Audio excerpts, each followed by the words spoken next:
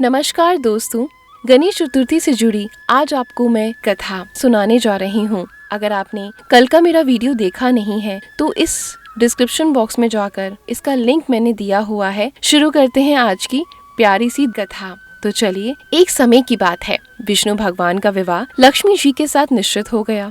विवाह की तैयारी भी होने लगी। सभी देवताओं को निमंत्रण भेजे गए, परंतु गणेश जी को निमंत्रण नहीं दिया गया। कारण जो भी रहा हो, अब भगवान विष्णु की बारात जाने का समय आ गया। सभी देवता अपनी पत्नियों के साथ विवाह समारोह में आए। उन सब ने देखा कि गणेश जी कहीं दिखाई नहीं दे रहे। तब वो सब आपस में चर्चा करने लगे कि क्या गणेश जी को न्योता नहीं दिया गया या स्वयं गणेश जी नहीं आए। इस तरह के सवाल उठने शुरू हो गए। सभी को इस बात पर आश्चर्य होने लगा। तभी सबने विचार किया कि विष्णु भगवान से इसका कारण पूछा जाए। विष्णु भगवान से पूछने पर उन्होंने कहा, हमने गणेश जी के पिता भोलेनाथ महादेव को न्योता भेजा है। यदि गणेश जी अपने पिता के साथ आना चाहते हैं तो आ सकते हैं। अलग से न्योता देने की कोई आवश्यकता भी नहीं है। दूसरा ये कि उनको 1.25 मन मूंग, 1.25 मन चावल, 1.25 मन घी और 1.25 मन लड्डू का भोजन दिन भर में चाहिए। यदि गणेश जी नहीं आएंगे तो कोई बात नहीं। दूसरे के घर जाकर इतना सारा खाना पीना अच्छा भी नहीं लगता। ये सब बातचीत वो कर ही रहे थे कि किसी ने उनको सुझाव दिया, यदि गणेश जी आ भी जाएं तो उनको द्वारपाल बनाकर बिठा देंगे कि आप घर का ध्यान रखना। आप तो चूहे पर बैठकर धीरे धीरे चलोगे तो बारात से बहुत पीछे रह जाओगे। ये सुझाव सबको पसंद आ गया तो भगवान विष्णु ने अपनी सहमति भी दे दी।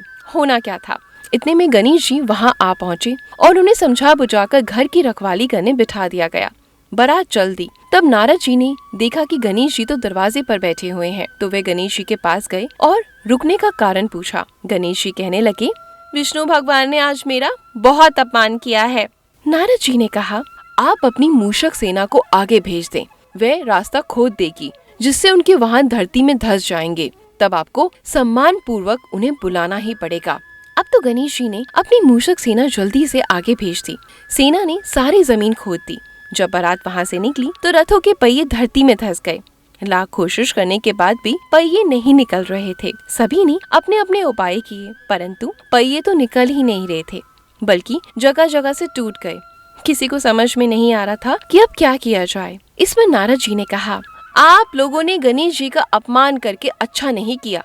यदि उन्हें मना कर लाया जाए तो आपका कार्य सिद्ध हो सकता है और ये संकट टल सकता है।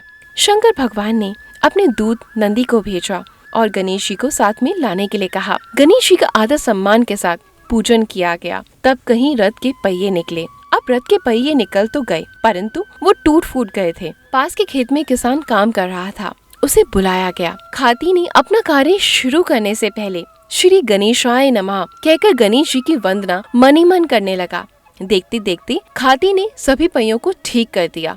तब खाती कहने लगा, हे देवताओं, आपने सर्वप्रथम गणेश जी को नहीं मनाया होगा और ना ही उनकी पूजन की होगी, इसलिए तो आपके साथ ये संकट आया है।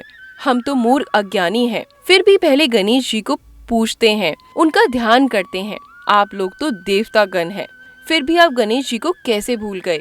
अब आप सब लोग भगवान गणेश जी की जय बोलकर जाएं, तो आपके सब काम बनेंगे और कोई संकट आप पर नहीं आएगा। ऐसा कहते हुए बारात वहाँ से चल दी और विष्णु भगवान का लक्ष्मी जी के साथ विवाह संपन्न करा के सभी सकुशल घर लौट आए।